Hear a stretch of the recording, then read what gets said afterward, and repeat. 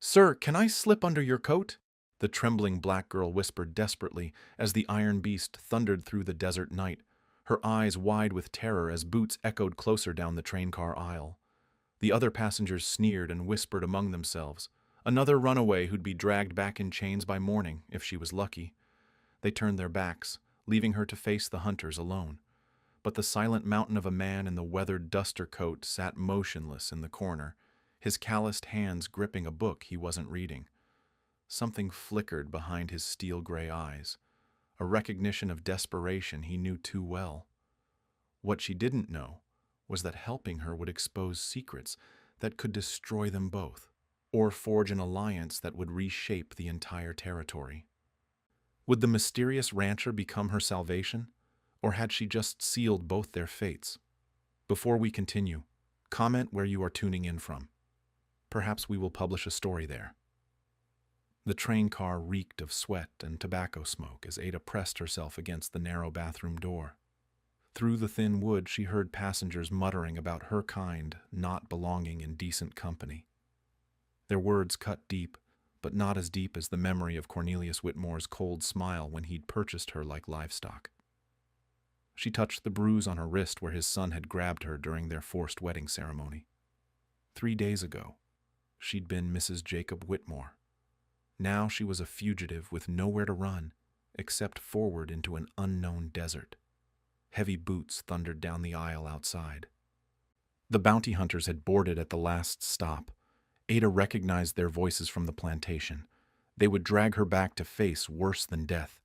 The bathroom door rattled. Someone tried the handle. Ada slipped out through the crowd of passengers returning to their seats. She needed to disappear among them, but every face turned away in disgust. A woman clutched her purse tighter. A man spat toward the window. At the far end of the car sat a giant of a man in a long duster coat.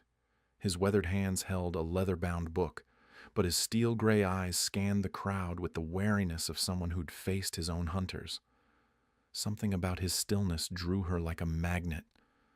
The bounty hunters entered the car behind her. Time slowed to heartbeats. Ada approached the silent rancher, her legs trembling beneath her torn dress.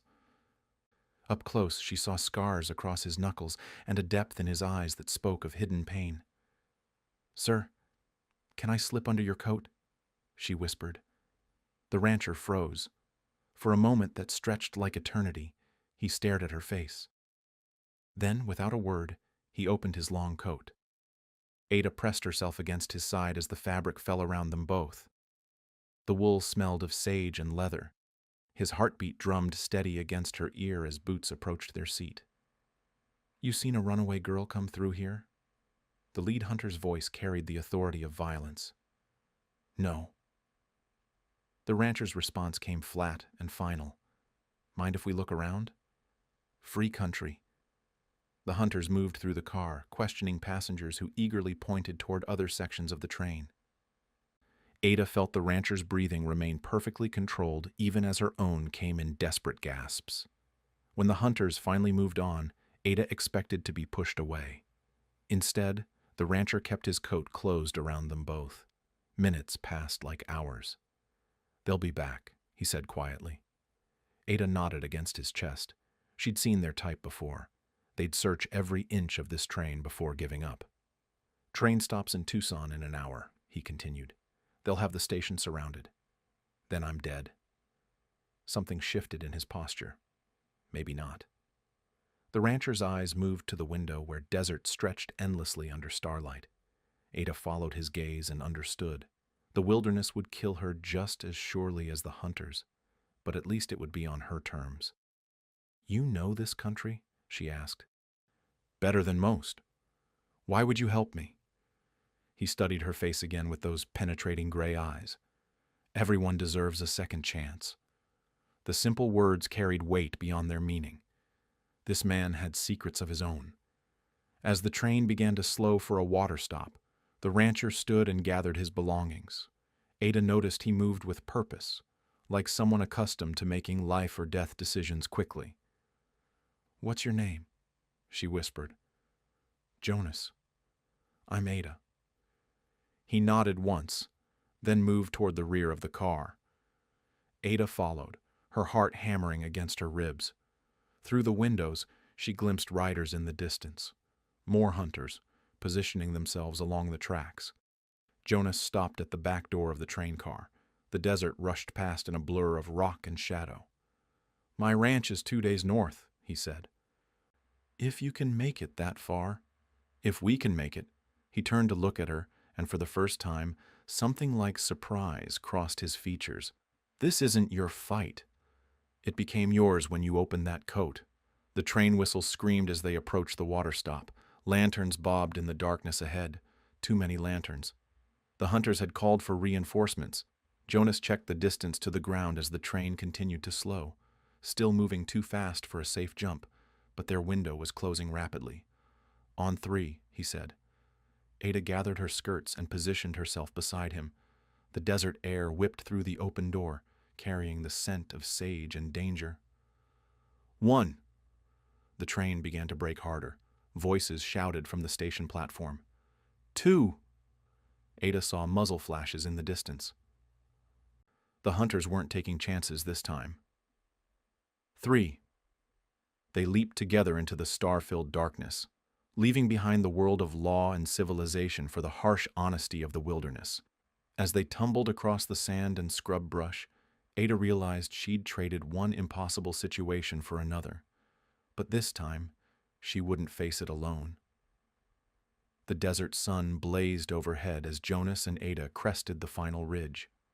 Below them sprawled Sage Creek Ranch, but it looked nothing like Ada had expected. Instead of a simple cattle operation, she saw multiple buildings connected by covered walkways. People moved between structures with purpose that seemed too organized for ordinary ranch work. "More than it appears," Jonas said, reading her expression. They descended toward the main house where a young Native American boy emerged from the barn. His dark eyes assessed Ada with the wariness of someone who'd learned to judge strangers quickly. "This is Nate," Jonas said. "He helps run things." The boy nodded politely but kept his distance. Ada understood. Trust came hard in this harsh country.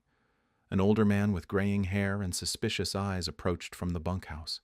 His weathered face carried the kind of hardness that came from too many disappointments. "Hank Walker," Jonas said by way of introduction. "My foreman." Hank's gaze lingered on Ada's torn dress and exhausted face. "Another stray?" "She stays," Jonas replied with finality. Inside the main house, Ada's breath caught. Books lined the walls from floor to ceiling. Maps covered a massive oak table. Documents lay scattered across a desk that belonged in a lawyer's office, not a ranch house. Jonas noticed her staring. "I read. These are legal texts, court records." Ada picked up a bound volume. "Territorial law codes. You can read those?" "My father taught me before he lost everything to gambling debts." The words tasted bitter. "Before he sold me to pay them." Jonas studied her with new interest. "How much schooling?" "Through 8th grade. Then I taught myself." Ada traced the spine of a law book. "Knowledge was the only thing they couldn't take from me." A commotion outside interrupted them. Through the window, Ada saw 3 dusty travelers approaching on foot. A woman clutched a baby, while 2 children stumbled beside her. Their clothes marked them as runaways seeking freedom. "Nate," Jonas called. "Prepare the back rooms." As the family disappeared into the house through a side entrance, Ada began to understand. This wasn't just a ranch. It was a way station. Over the following days, Ada witnessed the operation's true scope. Refugees arrived at night and left before dawn. Jonas coordinated their movements using coded telegrams that arrived daily. Supplies disappeared from storage rooms only to reappear as provisions for travelers heading north. "How long have you been doing this?" Ada asked one evening. 5 years. "The authorities don't suspect?" Jonas's jaw tightened. "Some do." Ada noticed how he burned every telegram after reading it, how visitors spoke in whispers and avoided using names, how Hank constantly watched the horizon for unwanted riders. "You're not just a rancher," she said. "No." "Then what?" Jonas turned away, but not before Ada caught something in his expression. Fear mixed with determination. The look of a man carrying dangerous secrets. The next morning brought crisis. A family of 5 arrived with barely the strength to stand. The father had been shot during their escape.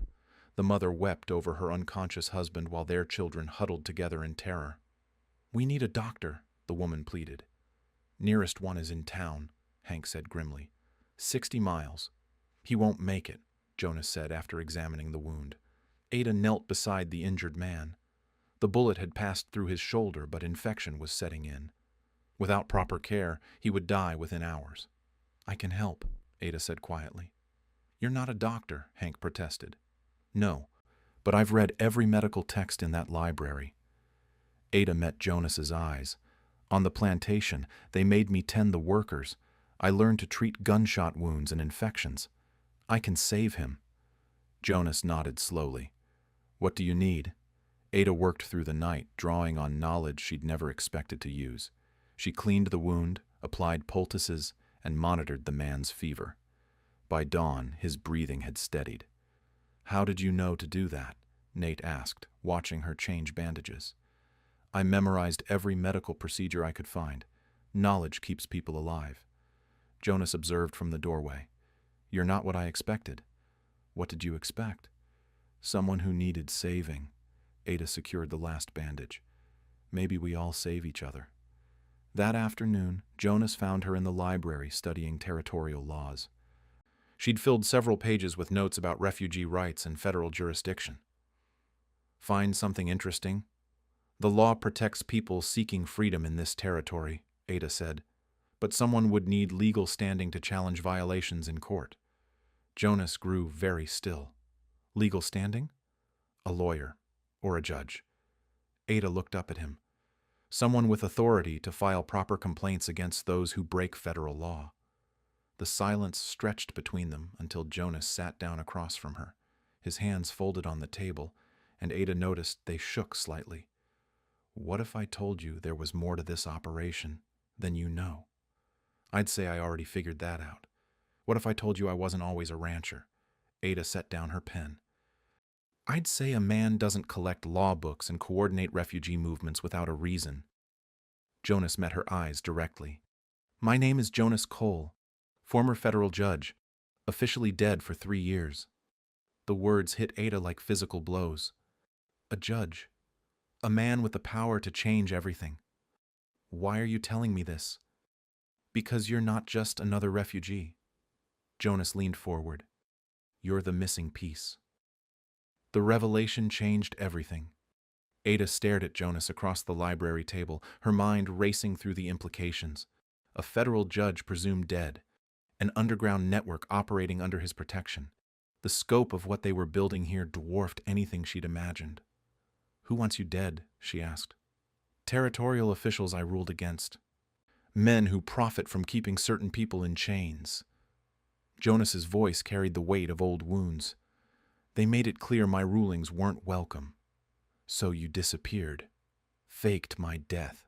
Started over as a rancher." He gestured toward the hidden operation around them. "Found a better way to fight." Ada absorbed this as pieces fell into place. The legal documents, the coded messages, the careful coordination of refugee movements. Jonas wasn't just helping people escape. He was building a shadow legal system. "The missing piece," she repeated. "What did you mean?" "You understand both worlds, the plantation system and territorial law. You can document violations in ways that hold up in court." Before Ada could respond, Hank burst through the door. His face was grim. "Trouble coming. Riders from 3 directions." Jonas moved to the window. In the distance, dust clouds marked the approach of multiple groups, too coordinated to be coincidence. "How many safe houses hit this week?" Ada asked. 5, Nate replied from the doorway. "Same pattern every time." Ada studied the tactical situation with growing unease. "Someone's feeding them information." "Impossible," Hank said firmly. "Everyone here is loyal." But Ada had spent years surviving by reading people and situations. The timing of these raids felt too precise. The attackers knew too much about movements and schedules. We need to disappear the current refugees, Jonas decided. Use the northern route. As they prepared for evacuation, Ada noticed something that made her blood chill. The approaching riders weren't just bounty hunters. She recognized Deputy Crawford's badge glinting in the sunlight. Federal authority was closing in. They're not here for just the refugees, she told Jonas quietly. They're here for you. The realization hit them both simultaneously. If Crawford suspected Judge Cole was alive, the entire operation was compromised. Years of careful work would vanish overnight. We can't keep running, Ada said as they watched the riders draw closer. We need to turn this around. What are you suggesting? Ada's mind worked furiously through possibilities. Stop reacting. Start controlling the situation. They outnumber us 10-1. Numbers don't matter if we're smarter. Ada turned to face the group. We set a trap. Hank shook his head vigorously. Too dangerous. More dangerous than letting them pick us off one by one? Ada pulled out paper and began sketching. We feed false information. Make them come to us on our terms. Jonas studied her rough map. You're talking about using ourselves as bait. I'm talking about ending this. Ada's voice carried conviction that surprised even her. We identify who's betraying us and stop them permanently. The plan took shape quickly. They would stage a fake refugee convoy, spread different details to each person they suspected, then see which version reached the raiders. What if you're wrong about the traitor? Nate asked. Then we're no worse off than we are now. As afternoon faded to evening, Ada implemented her strategy. She told Hank the convoy would leave at midnight heading east. She mentioned to the telegraph operator that departure was set for dawn going west. To Deputy Crawford's known informants in town, she leaked information about a southern route. Jonas watched her work with growing admiration. You've done this before. Survival teaches you to think several moves ahead. They spent the night making final preparations. Ada documented everything she could about the network's legal protections and Crawford's jurisdictional overreach. If her plan failed, at least there would be evidence for whoever came after them. Just before dawn, Hank approached with disturbing news. Found tracks near the north pasture. Someone's been watching us. Ada felt pieces clicking together in her mind. The surveillance explained how the raiders always seemed one step ahead. How long have you noticed the tracks? Past few weeks. The timeline matched perfectly with when the raids had intensified. Someone was providing real-time intelligence to their enemies. As the false convoy prepared to depart, Ada positioned herself where she could observe everyone's reactions. Years of reading faces for survival had taught her to spot tells that others missed. Deputy Crawford's arrival at dawn confirmed her suspicions about his involvement, but something felt wrong about the pattern of information flow. The betrayal went deeper than she'd initially suspected. The convoy rolled out with empty wagons disguised to look like they carried refugees. Ada and Jonas followed at a distance, ready to spring their counterattack. Within an hour, riders emerged from concealment along the eastern route. They moved with the confidence of men who knew exactly where to find their targets. Hank was right about the timing, Ada murmured, but as she watched the raiders' positioning, a chill ran down her spine. These men weren't just intercepting refugees. They were setting up an ambush designed to capture everyone alive. Jonas, she said urgently, this isn't about stopping the network. What do you mean? Look at their formation. They want prisoners, not bodies. Ada's blood ran cold as understanding dawned. Crawford knows who you really are. The trap they'd set was about to spring on them instead. In trying to expose the traitor, they'd walk directly into a carefully orchestrated capture operation. But Ada wasn't finished yet. As the raiders closed in on the decoy convoy, she pulled out the documents she'd been preparing all night. Evidence of federal crimes, proof of Crawford's corruption, legal ammunition that could destroy their enemies if it reached the right hands. Whatever happens next, she told Jonas, make sure these papers survive. The final confrontation was about to begin. The ambush unfolded exactly as Ada had predicted, but not in the way she'd expected. Deputy Crawford led the charge against the decoy convoy, his men surrounding the empty wagons with military precision. But when they ripped open the canvas covers and found nothing but supplies, Crawford's rage echoed across the desert. "Where are they?" he shouted at his men. Ada and Jonas watched from their concealed position on the ridge above. Something was wrong with this picture. Crawford's reaction seemed too genuine, too surprised. "He expected to find refugees," Ada murmured. "That was the point of the decoy." "No." Ada studied Crawford's body language as he paced among the wagons. "He's not acting. He really thought they'd be there." Before Jonas could respond, gunfire erupted from the north. Real gunfire. Ada's stomach dropped as she realized the horrible truth. While they'd been setting their trap, another group had attacked the ranch itself. "Nate," Jonas breathed. They raced back toward Sage Creek Ranch, abandoning their surveillance of Crawford's frustrated search. Smoke rose from the direction of the main house. The sound of breaking glass carried on the desert wind. As they crested the final ridge, Ada saw 3 men she didn't recognize ransacking the buildings, not Crawford's deputies. These were the original bounty hunters from the train, and they'd brought reinforcements. "How did they find us?" Jonas demanded. Ada's mind raced through the possibilities. The timeline didn't match her theory about the information leak. These men had arrived independently of Crawford's operation. Inside the main house, they found Hank pressed against the wall with a gun to his head. Nate stood frozen near the fireplace, his young face pale with terror. The lead bounty hunter held a knife too close to the boy's throat. "Judge Jonas Cole," the man said with satisfaction. "Cornelius Whitmore sends his regards. Let the boy go. Your quarrel is with me. My quarrel is with anyone who harbors stolen property." The bounty hunter's eyes found Ada. "And there's our little runaway bride." Ada stepped forward despite Jonas's restraining hand. "How did you know we were here?" "Your husband's been very thorough, posted rewards in every town from here to Mexico." The man smiled coldly. "Weren't hard to track 2 people traveling together through the desert." The revelation hit Ada like a physical blow. They hadn't been betrayed by someone in the network. Whitmore had simply cast a wide enough net to catch them eventually. But then she noticed something that made her blood freeze. Hank's expression wasn't just fear, it was guilt. "Tell them, old man," the bounty hunter continued. "Tell them how you've been keeping us informed." "Hank!" Jonas's voice carried disbelief and pain. The older man's shoulders sagged. "They threatened Nate." "What?" "Crawford found out about the boy. Threatened to send him to one of those schools where they beat the Indian out of children." Hank's voice cracked. "Said he'd make sure Nate disappeared if I didn't cooperate." Ada felt the second twist hit her like a landslide. Hank wasn't the real traitor. He was being blackmailed. What did Crawford want to know? She demanded. Refugee schedules, supply deliveries. Nothing that would hurt the judge directly.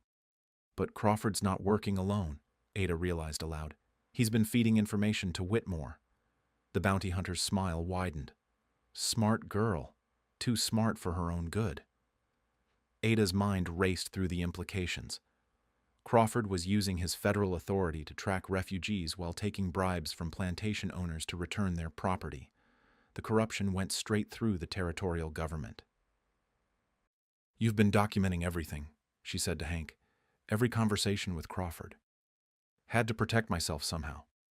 Ada looked at Jonas, seeing the same realization dawn in his eyes. They had evidence of federal corruption at the highest levels. Not just Crawford, but an entire network of officials taking bribes to circumvent territorial law. "Where are those records now?" Jonas asked carefully. "Hidden in the barn." The bounty hunter pressed his knife closer to Nate's throat.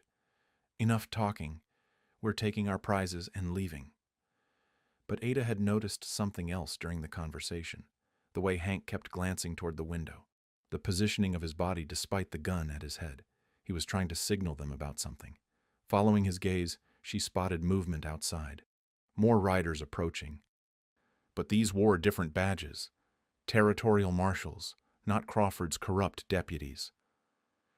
"Hank," she said quietly, "did you send word to someone else?" The old man nodded slightly. "Territorial governor. Sent copies of everything 3 days ago." The bounty hunter caught the exchange. What are you whispering about? Just wondering how you plan to explain federal crimes to territorial authorities, Ada said loudly. What authorities? Ada smiled for the first time in days. The ones surrounding this house right now. The sound of horses and official voices calling for surrender filled the air outside. The bounty hunters spun toward the windows, suddenly realizing they'd walked into their own trap. But the lead man kept his knife at Nate's throat. Anyone comes through that door, the boy dies. You're outnumbered and outgunned, Jonas said. Let him go and maybe you'll live to see trial. I don't think so, Judge. Ada watched the standoff develop with growing clarity about what needed to happen next. The territorial marshals could handle the bounty hunters, but the real battle was just beginning. Crawford and his network of corruption were still out there, and they'd escalate their efforts once they realized how much evidence existed against them. The war for justice in the territory was about to truly begin. The territorial marshals moved with practiced efficiency. Within minutes, they had the bounty hunters disarmed and in custody. The lead man's knife clattered to the floor as Marshal Thompson's deputies overwhelmed the room. Judge Cole, Thompson said, removing his hat respectfully. Good to see you alive. Jonas straightened, and Ada saw him transform before her eyes. The quiet rancher disappeared, replaced by the commanding presence of a federal judge who'd once held sway over entire territories. Marshal Thompson, I trust you received the documentation. Every page. The territorial governor is very interested in Deputy Crawford's activities. Thompson's expression hardened, along with his associates. Ada pulled the additional papers she'd prepared from her dress. There's more. Financial records showing payments from plantation owners to federal officials, dates, amounts, specific cases where territorial law was violated. Thompson examined the documents with growing amazement. How did you compile all this? I've been documenting everything for months, Ada said. Every illegal seizure, every false arrest, every time Crawford exceeded his authority. She has a gift for legal analysis, Jonas added with quiet pride. The marshal looked between them with new understanding. You two have been building a case. We've been building justice, Ada corrected. Outside, more riders approached. Through the window, Ada recognized Cornelius Whitmore's expensive carriage accompanied by a full escort of private guards. The plantation owner had come personally to reclaim his property. This isn't over, Jonas said grimly. Whitmore entered the house with the arrogance of a man accustomed to buying whatever he wanted. His cold eyes found Ada immediately. There's my wayward bride. I've come to take you home. She's not going anywhere. Jonas stepped forward. I have legal documentation of our marriage. Whitmore produced papers from his coat. Territorial law recognizes the union. Ada had been waiting for this moment. She pulled out her own carefully prepared documents. Territorial law also recognizes that contracts signed under duress are invalid, she said calmly. I have witness statements about the circumstances of my father's death and the coercion involved in that ceremony. Whitmore's confidence wavered. You can't prove coercion. Actually, I can. Ada spread out additional papers. Your own correspondence with Deputy Crawford. You paid him to ensure the marriage would be enforced regardless of territorial statutes protecting women's rights. Marshal Thompson examined the letters with growing interest. These show conspiracy to violate federal law. Where did you get those? Whitmore demanded. Crawford kept copies of everything. Insurance against his criminal associates. Ada's voice carried the steel she'd developed during months of legal preparation. He documented every bribe, every illegal favor, every violation of his federal oath. The room fell silent as the implications sank in. Crawford's greed had created a paper trail that exposed the entire corruption network.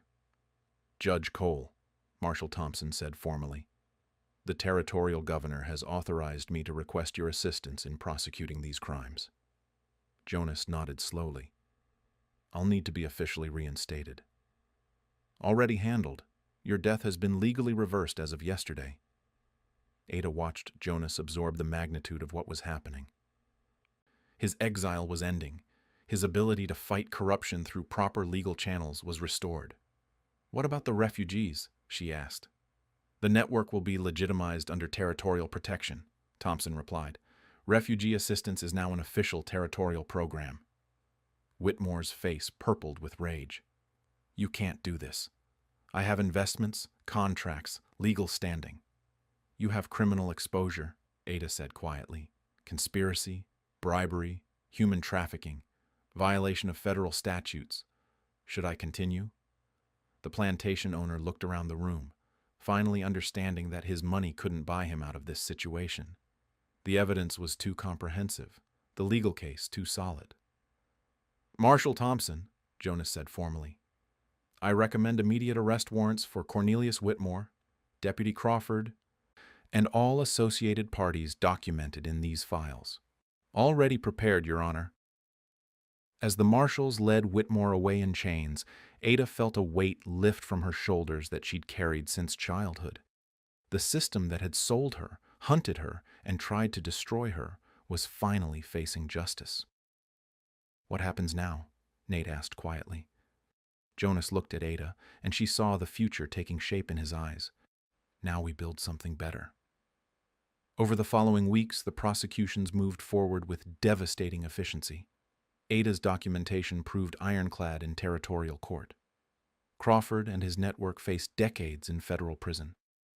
Plantation owners across 3 territories scrambled to distance themselves from the exposed corruption, but the most significant change was personal. Ada found herself appointed as the territorial advocate for refugee rights, officially empowered to investigate violations and prosecute offenders. Her intelligence and legal knowledge, once sources of suspicion, became tools of legitimate authority. Jonas resumed his position as circuit judge, while maintaining Sage Creek Ranch as the headquarters of the Legal Refugee Assistance Program. The underground network emerged into daylight as an official territorial institution. Hank's role as reluctant informant transformed into respected elder of the operation. His forced cooperation with Crawford became valuable testimony that helped convict the corrupt deputy. Most importantly, his secret was safe. Nate would never face the threat of forced removal again. You did it, Jonas told Ada one evening, as they reviewed case files together. We did it, she corrected. All of us. The trembling girl who had whispered for protection under his coat had become a force of justice that transformed an entire territory. But Ada knew the real victory wasn't in the prosecutions or official appointments. The real victory was that she'd found her voice, her power, and her place in a world that had tried to silence her forever. 6 months later, the autumn sun painted the desert in shades of gold as Ada stood on the porch of Sage Creek Ranch. The transformation was remarkable. What had once been a hidden refuge now bustled openly as the official Territorial Refugee Assistance Center. Families arrived daily, no longer in secret but with legal protection and proper documentation. The main house had expanded with additional wings to accommodate the growing operation. A schoolhouse stood where the old storage barn had been. Children's laughter echoed across the courtyard as Nate helped younger refugees with their lessons. His own education continued without fear, supported by territorial funding and legal protection. Ada adjusted the badge on her jacket. Territorial Advocate for Refugee Rights. The title still felt surreal after months of persecution and hiding. Her morning routine now included reviewing legal petitions instead of watching for bounty hunters on the horizon. Jonas emerged from his study carrying a stack of legal documents. His circuit judge duties took him across the territory monthly, but he always returned to the ranch that had become the heart of their shared mission. The silent rancher had found his voice again in courtrooms where justice mattered more than politics. The Henderson family arrives this afternoon, he said, checking his pocket watch. 5 children, parents fleeing debt bondage in Colorado. I've prepared their intake documents. Full legal protection under the territorial statutes we helped draft. Ada smiled at the irony. Laws she'd helped write now protected others facing the same horrors she'd escaped. Hank approached from the stable, leading a horse prepared for one of the refugee families continuing north to Canada. His transformation had been perhaps the most profound of all. No longer burdened by secrets or threats, he'd embraced his role as grandfather to Nate and protector of the ranch family. His knowledge of desert routes and survival skills proved invaluable for legal refugee assistance. The Peterson family sends word from Calgary, he reported. Safe arrival. Started a farm outside the city. Ada noted the success in her ledger. Hundreds of families had passed through Sage Creek Ranch since the network went legitimate. Each represented a victory against the systems that had once seemed unbreakable. A rider approached from the south. Ada recognized Marshal Thompson's deputy with mail and official communications.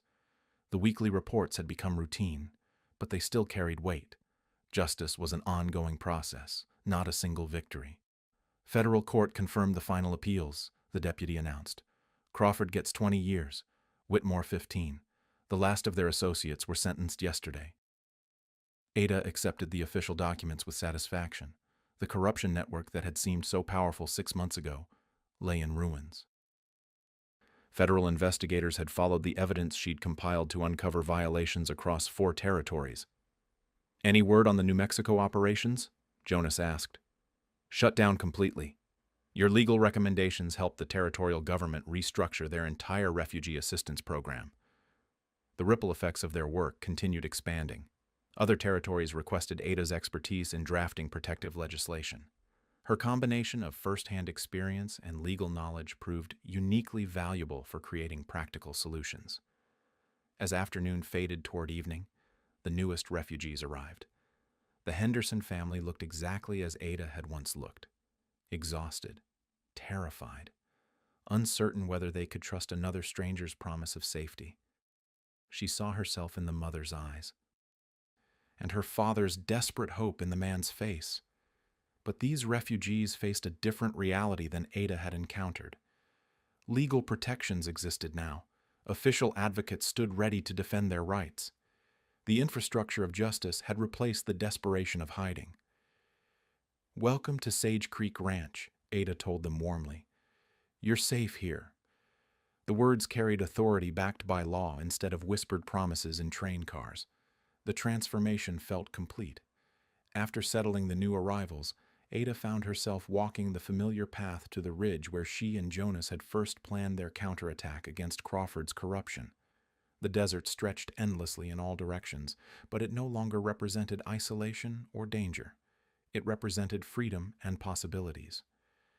Jonas joined her as the sun touched the horizon. They stood together in comfortable silence, watching the light paint the sky in brilliant colors. Their partnership had evolved naturally from desperate alliance to deep affection to unshakable love built on shared purpose and mutual respect. Do you ever think about that night on the train? Ada asked. Every day. What would have happened if you'd said no? Jonas considered the question seriously. Someone else would have helped you eventually.